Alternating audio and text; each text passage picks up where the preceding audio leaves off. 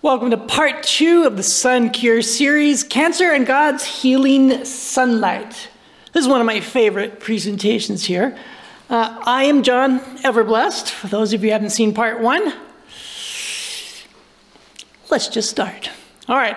Have you ever questioned the medical science that would have us believe that our all-knowing, all-powerful, loving God created our sun to burn us, age us, blind us, give us cancer, and kill us?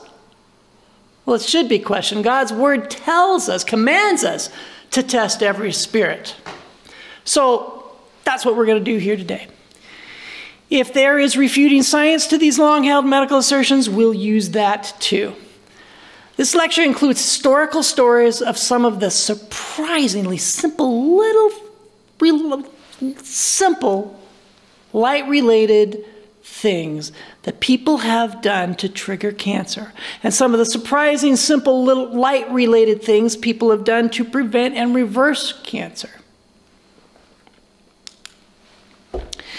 And God said, "Let there be light." And there was light. And God saw that it was good. To demonstrate how good it was, God placed Adam and Eve in a garden in the sunlight all day, every day, naked. So here's a question worth asking for you. Why did God create Earth's light 3 days before he created the sun? To address that, we need to first establish that this was created light, the first day of creation. It was not the light from God's presence, for the light in that emanates from God is uncreated light. So, why did God create Earth's light the first day, but waited till the fourth day to create the apparent source of that light? He was telling us, I believe, that he alone is the source of all light. Our sun is his proxy light with the authority to represent his light and his character, just like Christians are supposed to do. Now, light was the only creation that God pronounced good twice, the first day and the fourth day. I believe God gave sunlight, I actually do believe this. I believe that God gave sunlight a double blessing, which would explain why sunlight seems to be the most powerful, comprehensive healing agent ever gifted to man, which in turn would explain why Satan and his agents spend so much time demonizing it, time and energy. God tells us, "I am the light of the world."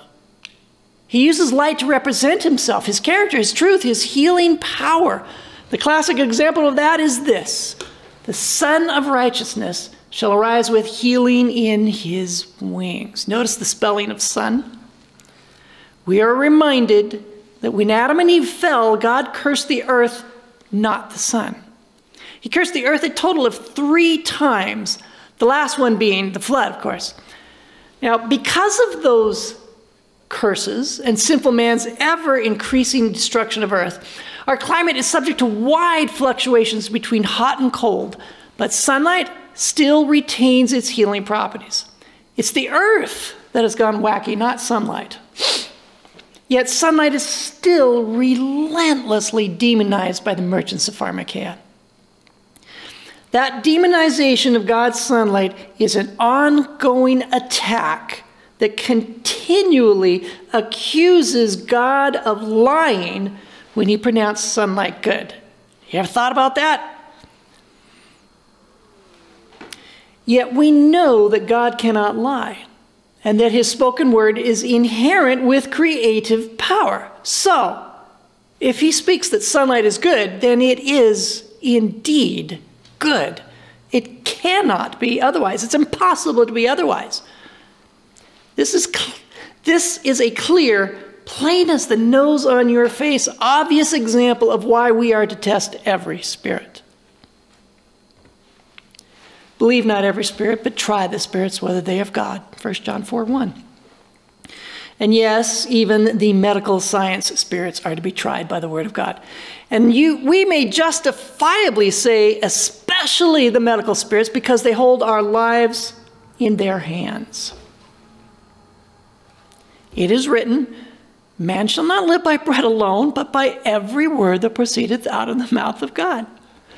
Yet still there has ever been a dark science that has worked to extinguish the light of truth. It still is. And we are called to release men from those deceptions that keep them clothed in darkness and living in fear. That's what this presentation is. I'm going to address 9 of the long-standing deceptions about God's sunlight that must be set straight to release the sick into the sunlight. If the sick do not believe that sunlight is safe or know the fabulous things that sunlight can do, they will not see it as a healing agent. So let's arm them with the truth here. Let's begin. Since the beginning of human history, people have lived and worked outdoors during the light of day, absorbing light energy from the sky, an average of 10 hours outdoors each day, 70 hours weekly was common. Since the Industrial Revolution, most Americans work indoors with very little healthy light. So pioneering photobiologist Dr. John Ott, referring to this class of people, coined the term malillumination, a condition that he likened to malnutrition. Malillumination is to light as malnutrition is to food. Today, most people, young and old alike, suffer greatly from malillumination. Weight gain, fatigue, depression, headache, pain, hormonal imbalances, sleep disorders, PMS, lowered immune responses, vitamin deficiencies, and lack of vitality are but a few of the many health problems associated with malillumination. Those weren't just the few, those are the really nice ones. There's horrendous results from malillumination, which we're going to get into. All right, healthy illumination is particularly important during the winter months. All right, we start with this one. Myth 1. We are told that our God's sunlight is carcinogenic and is causing an epidemic of cancer. Do we hear that? God's sunlight is carcinogenic. That's what they're calling it. I wrote a little thing right here under my notes of how I just lambasted that idea, and I took it all out because it wasn't necessary. I think we all know what that means. All right, between 1840 and 2000, the percentage of American workforce in agriculture went from 70% to 2%. If it's true that sunlight is causing an epidemic of cancer, then we would expect that this move to indoor work away from sunlight would have had the exact opposite reaction. No cancer, right? But it didn't. Cancer increased exponentially, as we will see in the very next slide. Here it is. In the US, as sun exposure has decreased by about 90% since 1935, melanoma incidence has increased by 3,000%. Let that absorb in here for a second. So what causes cancer? Scientists from the University of Manchester, England, have studied massive amounts of literature, fossils, and mummified remains from all parts of the world, and spanning millennia in search of evidence of cancer throughout history. Their conclusion? Cancer is caused by pollutants, diet, and lifestyle, and increased rapidly after the Industrial Revolution began. That should be no surprise to us. In other words, cancer is caused by toxicity and deficiency, just like any other disease. Researchers found that cancer was extremely rare in antiquity. Yet as the team moved through the ages, it was not until the 17th century that they found descriptions of operations for breast and other cancers, and the first reports in scientific literature of distinctive tumors have only occurred in the past 200 years, such as scrotal cancer in chimney sweeps in 1775, nasal cancer in snuff users in 1761, and Hodgkin's disease in 1832. There was no diseases caused by broccoli. Did you notice that? No cancer. They found that the disease rate of cancer has risen massively since the Industrial Revolution. In particular, childhood cancer, which could indicate that the rise may not simply be due to people living longer. So, summarize that, nearly 6,000 years working and living in God's sunlight and nature, growing their own food, all races, colors, cultures, and locations, no cancer. 200 to 300 years avoiding God's sunlight and nature, working indoors in artificial light with artificial food, massive cancer rates.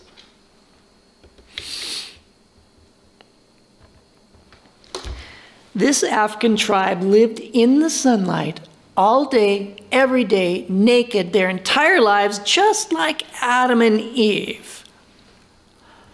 So would you expect them to have fabulous vitality or be filled with cancer? One of those two things is true. Now, before I answer that, I was given this very presentation a while back in an in-person presentation, and I asked the audience this question, and it just seemed to paralyze the audience. They didn't want to publicly get it wrong. Well, I understand that, but why was this a hard question? It was a simple matter of, what does the Bible say? God pronounced sunlight good. It's simple. Live by every word that proceeded out of the mouth of God. It was the very first pronouncement ever made on planet Earth on any topic. The first endorsement of the first healing agent for mankind.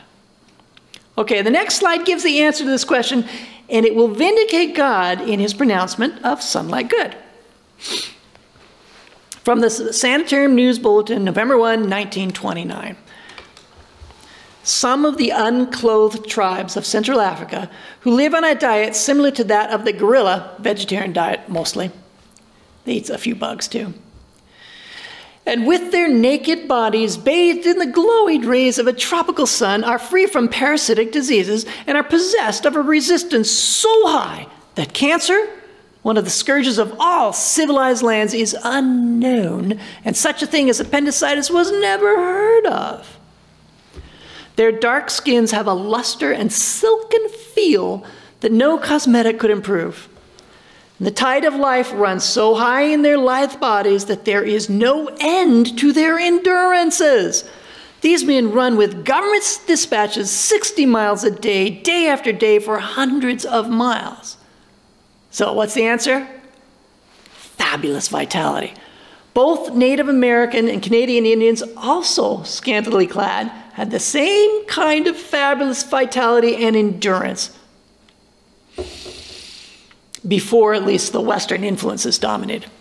This African tribe proved that sunlight does not cause cancer. Now, what do you think would happen were we to take another African tribe whose members have also lived all of their lives in the sunlight all day, every day, naked? But something's different. They filter the sunlight on just 2 square inches of the body, the 2 square inches of the eyes. So the question is asked, which is more likely? That the sunglasses prevented the natives from getting glaucoma? Or number 2, that the sunglasses caused cancer? Well, this is a cancer presentation, so I'm giving you a clue. But the real question is, what does the Bible say? The Bible says sunlight good. Therefore, we might suspect that blocking the sun must have bad results rather than good results, right?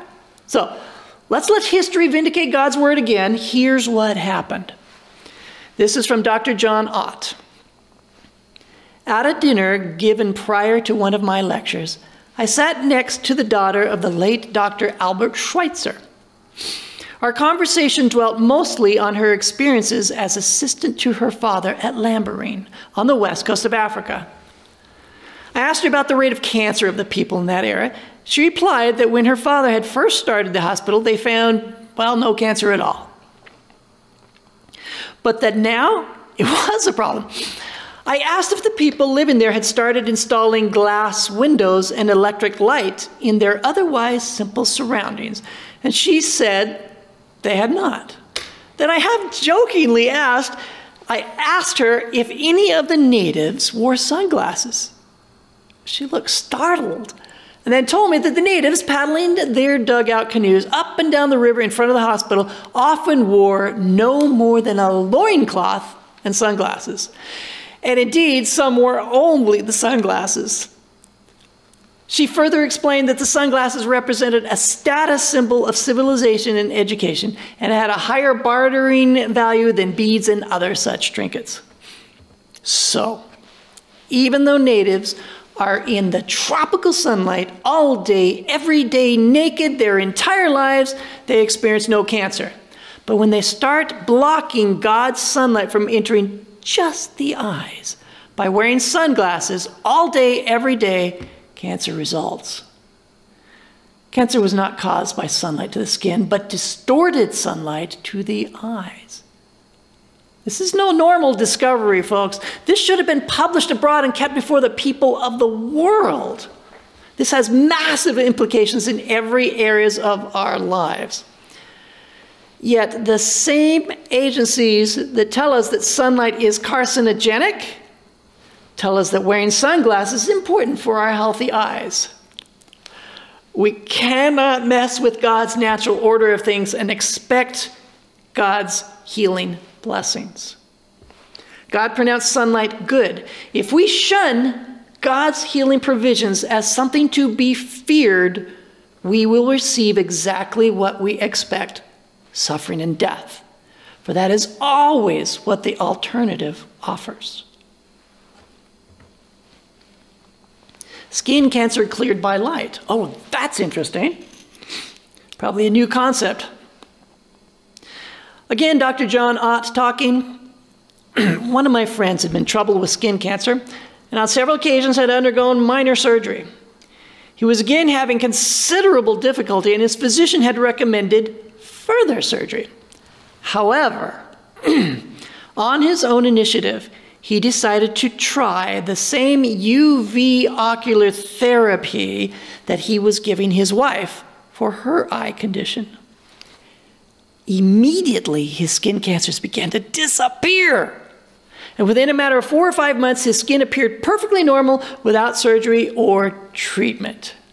Now, here's that ocular therapy that Dr. Ott was talking about. 1, spend as much time as possible outdoors, and he's serious about this. Full exposure as much as possible. Avoid wearing any eyewear and looking through any glass. Install full spectrum fluorescent lighting and augment with unfiltered black light in the rooms where most time is spent. Avoid artificial light sources if you can, including TV, and today it would be talking about computer screens, etc. The key here is mostly spend as much time as possible and avoid wearing eyewear. Lung cancer and sunglasses. This is still John Ott. A personal friend of mine told me of an acquaintance of his, a man in his early 70s who had just been diagnosed as having terminal lung cancer. This man lived in the Southwest and wore sunglasses most of the time. My friend sent him a copy of My Ivory Cellar and a set of the instruction sheets that had been given to the 15 patients in New York City for living outdoors as much as possible and avoiding artificial light sources. The elderly lung cancer patient agreed to follow the instructions. The tumor completely disappeared. All he did was take off his glasses, live outdoors. And he lived for approximately 8 years before dying of a heart complication.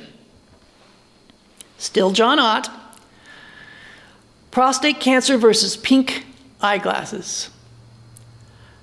An elderly acquaintance had been diagnosed with prostate cancer and surgery had been recommended. I found that he had for many years been wearing eyeglasses with a light pink tint, and I was able to persuade him to stop wearing these and get some new full spectrum clear UV transmitting spectacles. Unfortunately, folks, they don't make those anymore. I advised him to cut down as much as possible on watching TV and to spend more time outdoors, or at least on an open screen porch. He has now gone for 3 years without surgery, and the problem has apparently disappeared.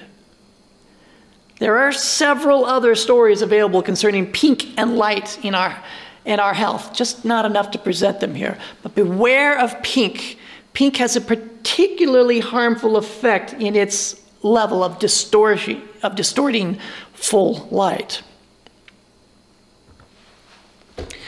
This one right here, leukemia outbreak traced back to green curtains and warm or pink fluorescent lighting. Leukemia, by the way, is a blood cancer. This story is another example of cancer developing because the light entering the eyes had been filtered and distorted. Now here's the 2-minute clip of that. This is John Ott talking. Here's the St. John Brebeuf School in Niles, Illinois, a suburb of Chicago. In 1963, the Communicable Disease Center of the U.S. Public Health Service in Atlanta reported an unusually high rate of leukemia with the children attending this school, the highest rate of any school in the country, 5 times the national average. Many of the national cancer agencies, both public and private, have investigated this situation, but no positive explanation for this unusually high rate of leukemia has been found. And until an explanation is available, I believe that every possible clue should be explored. With this in mind, I visited the school and learned some interesting bits of information not previously uncovered. All but one of the leukemia cases were in 2 classrooms, where the teachers followed the practice of keeping the curtains closed at all times because of the glare from the large areas of glass used in constructing the building. This then meant keeping the high-intensity fluorescent lights on continuously, which at the time of the high leukemia incidence happened to be the deluxe warm white fluorescent tube, which is the pinkest of any of the standard tubes used for ordinary lighting purposes. In checking all the available records, I learned that this leukemia cluster, as this type of situation is commonly referred to, developed shortly after the teachers in these 2 rooms were transferred to this school and started to keep the curtains closed regardless of the weather and the fluorescent lights turned on all the time. I further learned that this situation had disappeared shortly after these same teachers were transferred on to other schools. And coincidentally, at this same time, all of the deluxe warm white tubes were old and were replaced with cool white, which, though not a full spectrum type of tube, do represent less distortion than the deluxe warm white when compared to natural sunlight. Okay, that was interesting. This is the chain of evidence we're building here, folks. All right, breast cancer versus sunlight. Women who live in the sunniest areas and have the highest exposure to sunlight have a 65% reduction in breast cancer risk compared to those who have the least sunlight exposure. This is from Dr. Edwin Giovannucci of Harvard University, professor of medicine and nutrition. Vitamin D prevents 30 deaths for each death caused by skin cancer. I would challenge anyone to find an area or nutrient or any factor that has such consistent anti-cancer benefits as vitamin D. The data is really quite remarkable, he says. Sun exposure actually increases melanoma survival. Now, this original study enrolled 528 Caucasian residents of Connecticut diagnosed with invasive cutaneous melanoma. Sun exposure was statistically significantly inversely associated with risk of death from melanoma, regardless of the measure used, inversely. All right, now the next slide, very important. It's a little wordy, this is 2 slides, but knowing how this study came about will give it credibility, and it will change our thinking on the matter of skin cancer. This is the conclusion, only about 6% of lesions excised or cut off the skin as melanoma, let me read that again, only about 6% of lesions cut out as melanoma actually are melanoma. Now here's this report. Stunningly, the American Academy of Dermatology published a report showing that most melanoma diagnoses may be incorrect. Approximately 44 different authors contributed to that report. They made an accuracy in detection analysis based on the number of melanomas that needed to be excised during a period of 10 years, compared to the actual number that were excised. You see that wound right there? They cut out that flesh. So apparently some were needed and some were not. Let's find out the numbers. Many clinics in different countries were involved in assessing the number. A total of 300,215 cases were found where excision took place. Of those cases, there were only 17,000 out of 300,000. 17,172 melanomas that really required being cut out.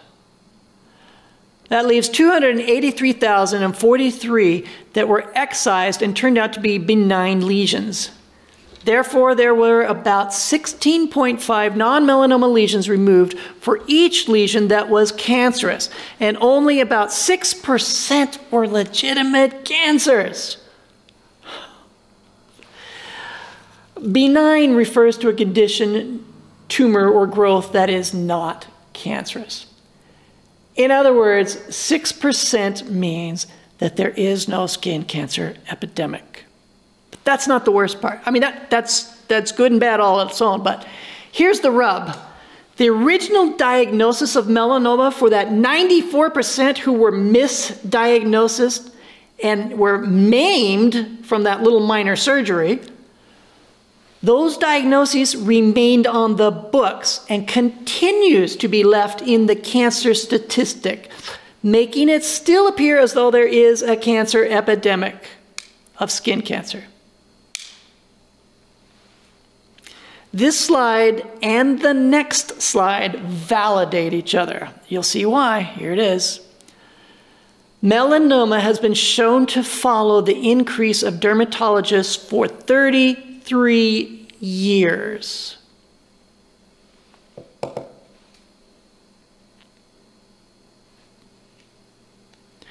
Now we move to the next accusation against sunlight.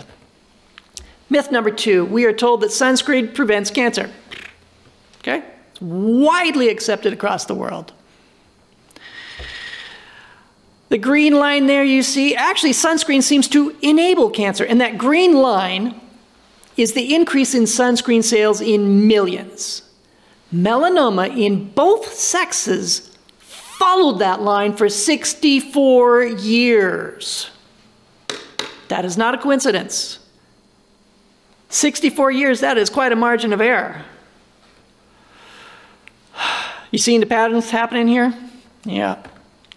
Sunscreen seems to enable cancer. The rise in melanoma has been exceptionally high in Queensland, Australia, where the medical establishment has long and vigorously promoted the use of sunscreens. Queensland now has more incidences of melanoma per capita than any other place. Worldwide, the greatest rise in melanoma has been experienced in countries where chemical sunscreens have been heavily promoted. Myth number 3. We are told that our God's sunlight causes cataracts and macular degeneration. This is cataract surgery, replacing a fogged-up lens with a synthetic lens, using a lens speculum to keep the eye open. Look at that carefully, that lens speculum, what it does, because we're going to see it again. Cataracts and macular degeneration. Edward C. Condrot, MD, world's leading homeopathic ophthalmologist. In my residency in ophthalmology, it was widely accepted that UV light is a cause of cataracts and macular degeneration. Yeah. This is based on a study that was published in the American Journal of Ophthalmology 1982, March. The title was Action Spectrum for Retinal Injury from Near Ultraviolet Radiation in the Aphakic Monkey. The conclusion of this study was that near ultraviolet produced irreparable damage to the rod and cone photoreceptors. But one needs to look closely at the design of this study. That was an understatement. Just so you know, you will not like what you're just about to hear and see. And it gets progressively worse. Here we go. Number 1, those monkeys had their lenses sliced off their eyeballs. thus no lens protection. Number 2, their eyes were then chemically dilated, preventing the normal constriction and protection to bright lights. Number 3, a lid speculum was placed in the eyes to hold the eyes open, preventing even blinking. You seeing a pattern here? I'd call that a demonic pattern. Number 4, a 2,500 watt xenon UV lamp was aimed at their eyes for up to 16 minutes. Well, I was going over this yesterday. I thought, come on, it can't actually be 2,500 watts. So I looked back up that article, and sure enough, it's still 2,500 watt xenon UV lamp at their eyes. According to Dr. John Ott, this is like someone putting their hand in a blast furnace and concluding that heat is bad for our homes. So what do you think would be a properly calibrated response to this? Revulsion? Rage? Horror? How about simply a decided determination to test every spirit, especially the medical and science spirits? Woe unto them who call evil good and good evil, and put darkness for light and light for darkness. In 1964, this relates, John Ott, along with Dr. Irving Leopold, studied the effects of light on rabbit retinal pigment epithelial cells. They documented that retinal pigment epithelial would not divide unless they were exposed to low levels of ultraviolet light. What this means is that UV light is necessary for our eye health. Severe deprivation of UV light might be a contributing cause of macular degeneration, just the exactly opposite of what we've been told, and we're getting a lot of that, aren't we? Now, when he says that those cells won't divide, that simply means that the cell will not be able to replicate itself or regenerate. So, again, the so-called scientific proof that sunlight causes macular degeneration has been proven to be false. And of course, out of harmony with the Word of God. Yep. Myth number 4. We are told that our God's sunlight causes premature aging. Really? That's compared to what? Living in darkness? Is there a better kind of light that will allow us to live longer? Well, wouldn't that be great? What do you got? Well, let's see. There was a study done on this premature aging thing. All right. Here's the first one. There's going to be average lifespan of mice living under different lights. Now, these mice in a laboratory were bred to develop cancerous tumors. And these mice usually live a lot longer than this, but they were bred to die from cancer. All right. Living under direct sunlight, the average lifespan for the group of mice was 16.1 months.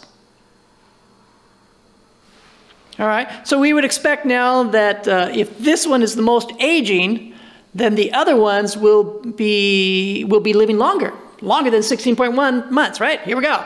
Whoa, it's not. It's 15.8, living under synthetic quartz glass. Well, that's not bad. Maybe that's just a margin of error. Well, let's see. What else? All right, this next group, 15.6 months, living under UV transmitting plastic. We can't buy that, by the way. It's available, it's just expensive. But 15.6 months, that's going down again. That's aging. Well, that can't be. And the next one, 9.4 months. That's a dramatic drop. Living under one pane window glass. That's our windows in our houses, folks. Look at the drop in lifespan. I'm thinking they've been lying to us all this time. It's just a hunch. Next one, living under daylight fluorescent, only 8.2 months average. That's half the lifespan of living under direct sunlight. Finally, 7.5 months living under pink or warm fluorescent. I told you about pink. Pink is, anytime you see it relating to light and health, it's not a good thing. So, which kind of light, filtered or otherwise, was actually causing premature aging? All of them, except sunlight. Sunlight doesn't cause premature aging at all. It's the exact opposite. Again, that pattern of the exact opposite we've been told. It's the healthiest light we could live in, and all man-made lights are measured by it. The graph showed that the more sunlight was filtered, the shorter the lifespan. All right, application for this? Premature aging and a shortened lifespan are caused by living behind window glass, windshields, eyeglasses, sunglasses, contact lenses, and living under home and office artificial lighting. It's not the only cause, but the danger of living under fluorescent bulbs wasn't about what it was emitting. It was about what it was not emitting. A very important principle here. It was incomplete, processed light with many wavelengths missing, like ultraviolet and infrared, and a full spectrum of visible light. Malillumination. Now here's another example. They tried to call this premature aging. Years of sun damage as revealed via UV light. Now there are many, many images like this, which are claiming that these spots are sun damage. Really? Because they just say so? There is no scientific evidence where they studied those things happening when they just had direct sunlight. I think they just deem it so. The light of the sun spreads out evenly, yet is not what we are seeing here in these images deposits, freckles, acne damage, liver spots. By the way, liver spots were renamed sunspots to promote fear and sell drugs. Dr. Kellogg said that when certain organs become overworked or crippled, some waste products are deposited into the skin.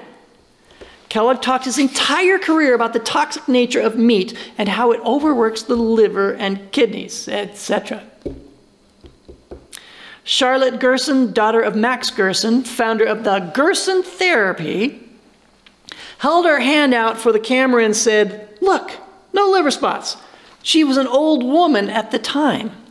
She ate a clean vegan diet, no meat. We are not supposed to have liver spots, folks. Eating like the Garden of Eden, you don't get liver spots. I think it would be very interesting to do a facial UV study that compared the skin of lifelong vegans to the skin of lifelong meat eaters.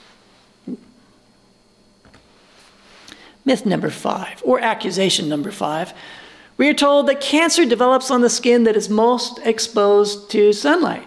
Think that's true? Oh, you know it's not going to be true. Yet it's been shown that approximately 75% of the tumors occur on the relatively unexposed body sites. Again, exactly opposite of what we've been told.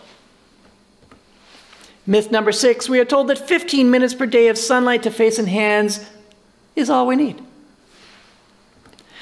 See, now the result of that claim is that we gain a false sense of security that we are getting enough sunlight to stay healthy when we are not.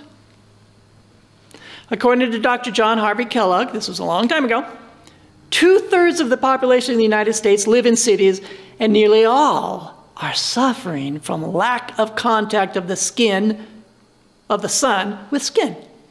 Simply exposing the skin of the face and hands to the sun is not sufficient, he says. The skin area varies, but totals for the average adult is 15 to 20 square feet. The skin area of the face and hands is less than 1/10 of the total, less than. Amazing recoveries at the sun care clinics were not achieved with 15 minutes a day to hand and face. It was daily, full body exposure that enabled such miraculous results. We ought to get as much sunlight as possible. 15 minutes to face and hands may help us to survive, but we will not thrive with it. It's far from therapeutic levels. By the way, these patients did not spend all day in the sunlight. They had graduated sessions of therapy, leading to eventual ability to be in the sun all day, working. Accusation number 7. We are told that skin cancer is more likely if we have ever been sunburned seriously. individuals who had ever been severely sunburned or who had high levels of intermittent sun exposure were less likely to die from melanoma than individuals who had never been severely sunburned or who had low levels of intermittent sun exposure, respectively. Opposite of what we've been told. Accusation against God's sunlight number 8. We are told that our God's sunlight causes sunburn. What? That's a myth? If you think that's hard to believe, wait till you see this one. We're going to address them both at the same time. Myth number 9, we are told that tanning is a protective mechanism. This has been so prolific that it's practically wired into our thinking. You're probably looking at me right now and saying, blasphemy, heresy. Well, we'll see. We are told that tanning is a protective mechanism against sunlight triggered by sunburn. These two myths are combined because they go hand in hand. Can't talk about one without talking about the other. So we start with sunburn. So what about the whole very idea of sunburn? Does it seem right to you that God would create our sun to burn us? Did it burn Adam and Eve? Yet no one can deny that sunlight causes sunburn, right? It's just a given. Yet God pronounced sunlight good. And God's word is never wrong. God cannot lie. So we have a conundrum, don't we? God's unfailing word versus man's undeniable experience. Are we to deny our own experience? Yeah, of course. Let God be true, but every man a liar. Romans 3:4. We are to deny our own experience, our own senses, if they contradict God's word, which leaves only one conclusion, and there is an answer to this. Man has done or is doing something that is out of harmony with God's Eden health principles, thus thwarting or distorting the healing rays of God's sunlight, causing unnatural reactions. What do you think of that? All right. When scientists first isolated ultraviolet rays, they experimented and found that UV light caused reactions in many different chemicals. So they named this band of UV light chemical rays. And the pioneers used that term all the time. I know, I have many of their books. Could it be that sunburn isn't a burn at all, but rather a reaction to unnatural toxic chemicals and frankenfoods which have found their way into our bodies? Sunlight was just trying to do its job, but foreign chemicals thwarted that. As I started researching this theory, I immediately began to find confirmation. The next slide lists some of the known chemicals that cause the so-called sun sensitivities, blaming the sun instead of the chemicals. All right. Causing sunburn, sun allergies, sun toxicities, rashes. Those are all misnomers, by the way. Foods, high-fat processed foods, vegetable oils, fried foods, sugar, and artificial sweeteners. You know, sugar's in everything that man has touched or processed. Alcohol, modern grains, food additives, chlorophyll, a zinc deficiency. Now that's useful. Under chemicals, toxic chemicals, chemo and radiation. Yes, chemo and radiation. Pharmaceuticals, many of those. Antibiotics, skin care products, sunscreens. You understand that is irony, right? Perfumes and essential oils, heavy metals such as that come in things like vaccines and fillings, disinfectants, anything that weakens the liver. These things are the lifelong norm for the typical American. Now, the next slides tells how our bodies are supposed to react in sunlight when we clean up that chemical dump in our bodies. This is a little excerpt from an article I found, Why I Don't Use or Need Sunscreen. He says, after changing my diet and ditching the frankenfats in favor of real fats, I found I just don't burn like I once did. If I spend 4 hours doing farm work on a sunny afternoon, my arms and face get a little browner, and that's it. Seeing how the change in diet changed my skin's reaction to sunlight got me thinking, why would the sun be dangerous to humans in the first place? It makes no sense. We need sun on our skin to produce vitamin D naturally, right? And here's another article, an excerpt from a lady named Katie Wells, Why I Eat My Sunscreen. She says, I am partially Irish-Scottish, which is Latin for very fair-skinned, and had always burned. In fact, even moderate sun exposure would leave me with a pinkish glow rather than a tan, until several years ago. Ooh, what is that? Since going grain-free, sugar-free, etc., and incorporating more healthy fats and vegetables, I have noticed I have a higher tolerance to the sun.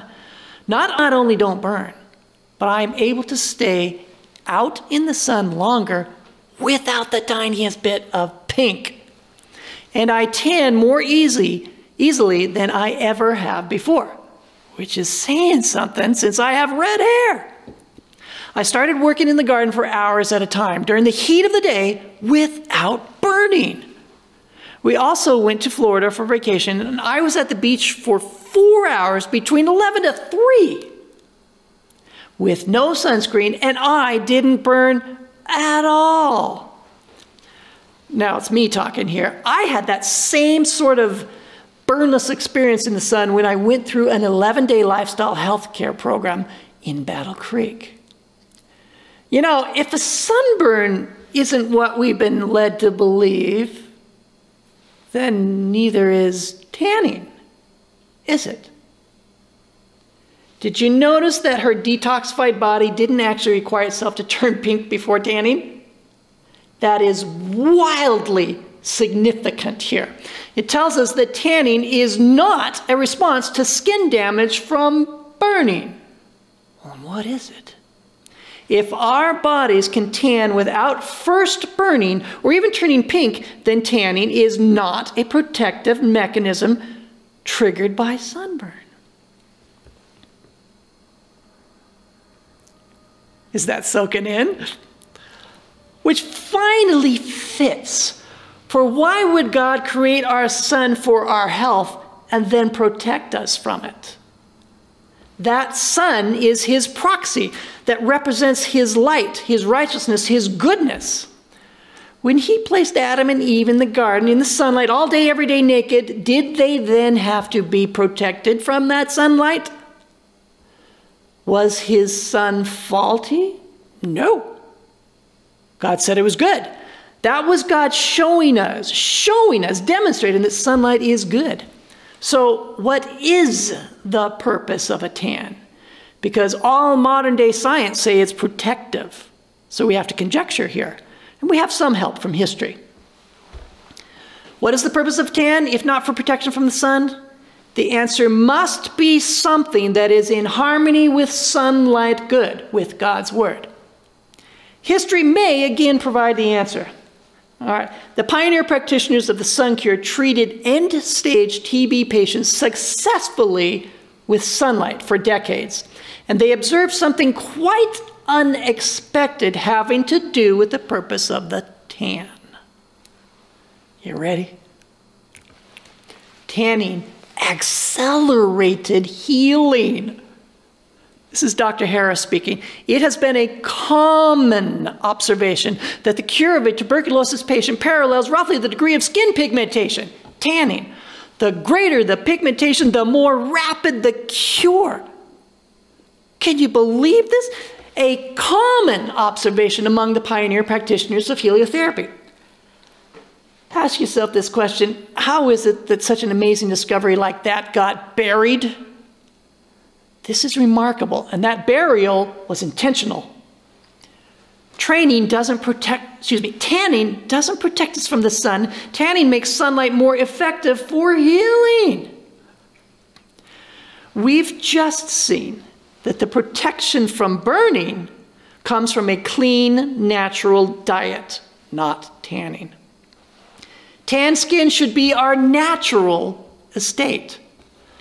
Dr. Kellogg didn't look at tanning as a protective mechanism from sunlight. They referred to a bronzed body as a healthy tan. Remember when we were kids, it used to be called that? It still is. But we've also been told that a tan makes it difficult to produce vitamin D. Wait a minute. You think that's true too? What if that's not true?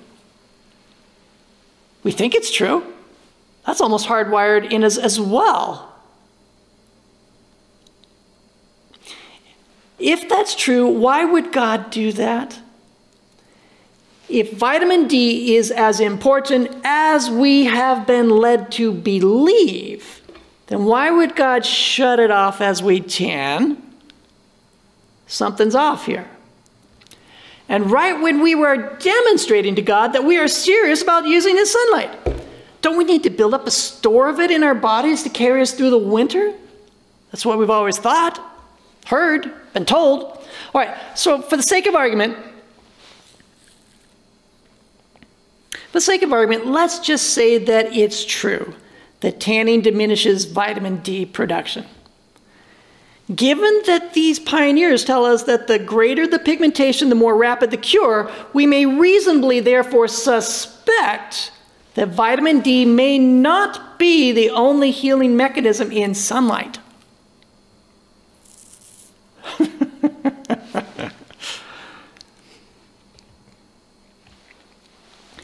And that perhaps vitamin D may become less necessary as we tan. Oh, this is bordering on heresy. We don't know this. We're just speculating, but it fits sunlight good, doesn't it? Let me read it again. That perhaps vitamin D may become less necessary as we tan. And we know that our bodies and nature have backup, overlapping, redundant health systems. If a tan shuts off vitamin D, then we may suspect that something else takes over. What if vitamin D is more of a first stage sort of mechanism that opens the way for the next phase of healing as we tan? This is still in harmony with sunlight good. On page 24 of Dr. Rollier's book, Heliotherapy, 1927, Dr. Rollier addresses that. Dr. Roselette and I were able to prove that the actions of ultraviolet rays is a superficial one, and that they become, those UV rays, they become, as it were, exhausted in the upper skin layers when pigmentation takes place. Since, however, I find that patients with deep-seated TB are cured when they have become pigmented, I must logically conclude that it is just this pigmentation that renders deep penetration of the long rays possible. What's this mean? There are also deeper penetrating rays whose bactericidal power is considerable. The long wave red rays, and in particularly the infrared ones, have strong bactericidal properties, which may partially explain the accelerated healing as we tan. It enables the increased killing rate of harmful bacteria such as TB. And if this is true, it means that sunlight therapy takes time, consistent, persevering time, to allow all the stages of sunlight's healing properties to work. You know, there's like 1,500 different wavelengths of sunlight, right? And they are there for all sorts of different reasons that we do not understand. We have not been privileged to God's understanding on this.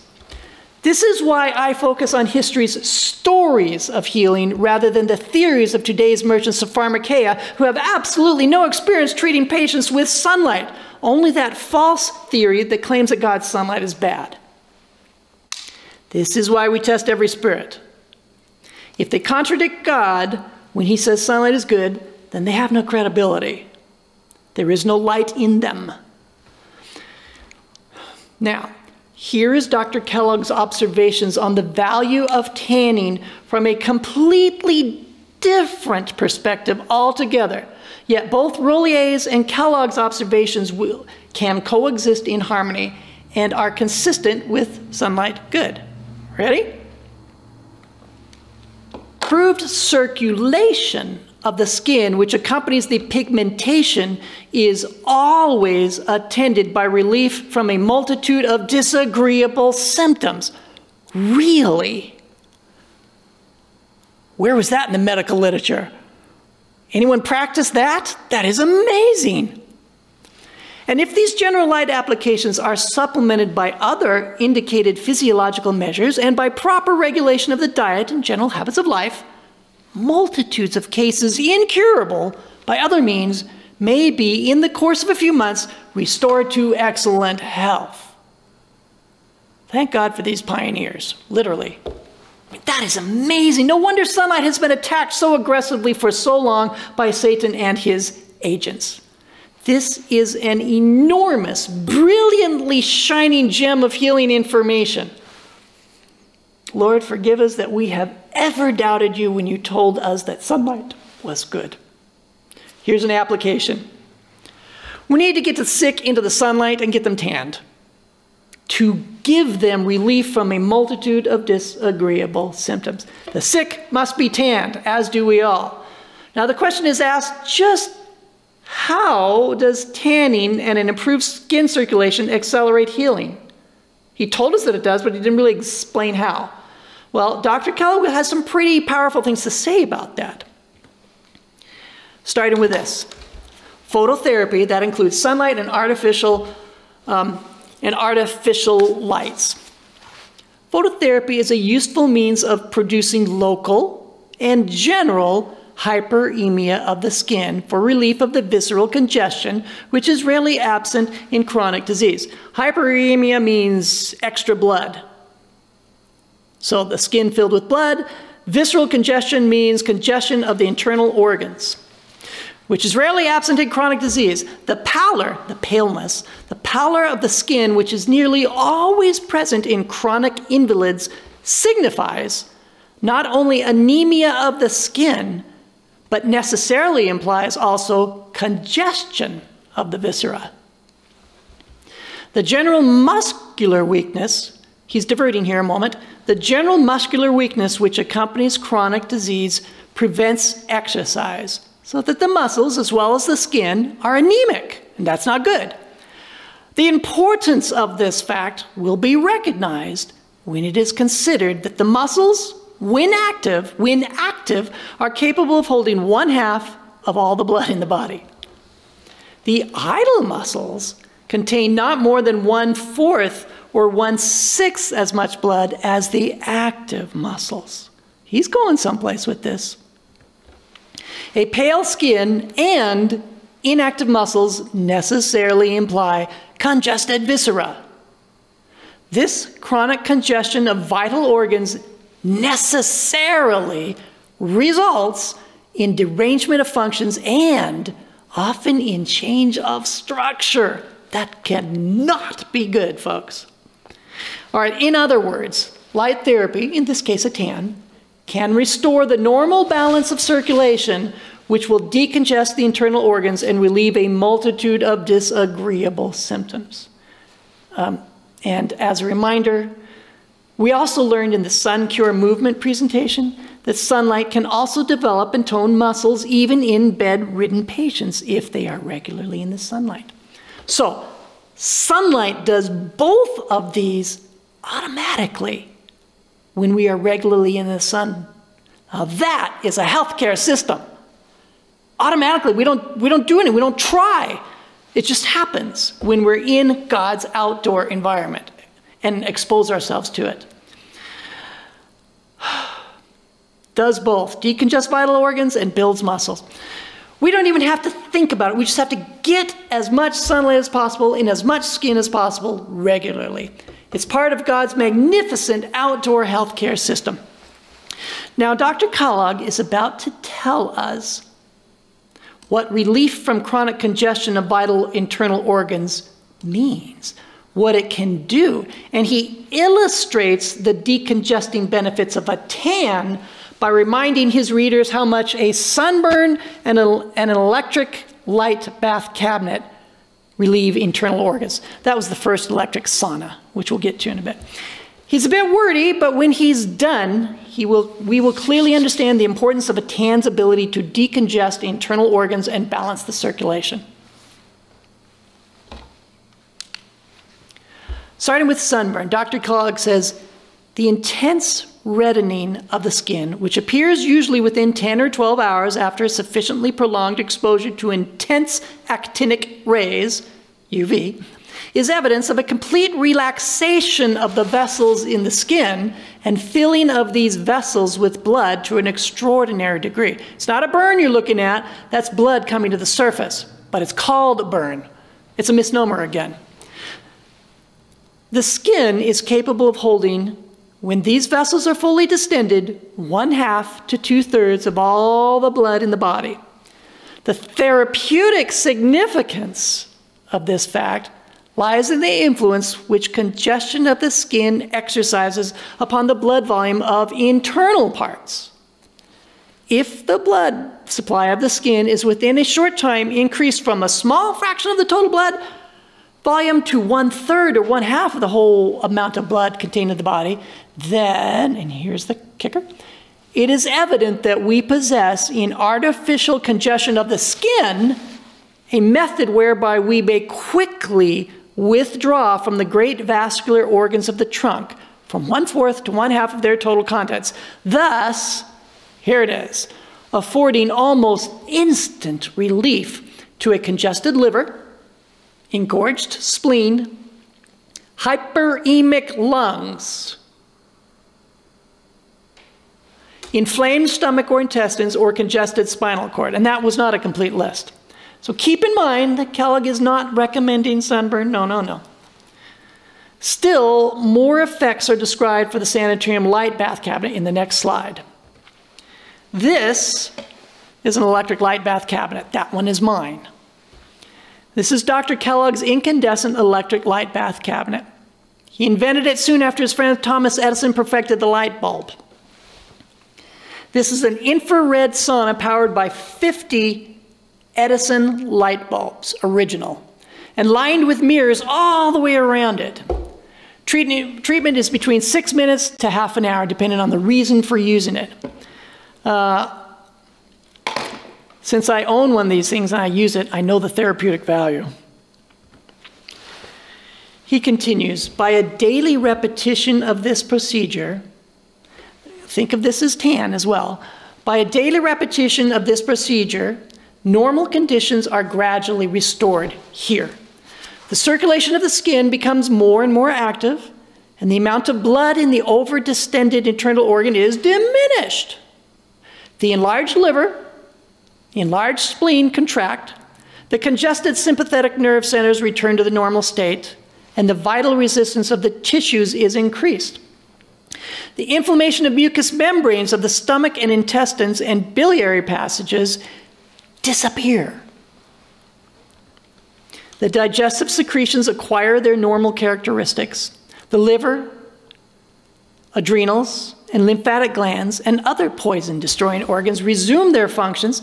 The various symptoms of autointoxication disappear. The skin requires its natural elasticity and color, and the patient gradually returns to the normal state.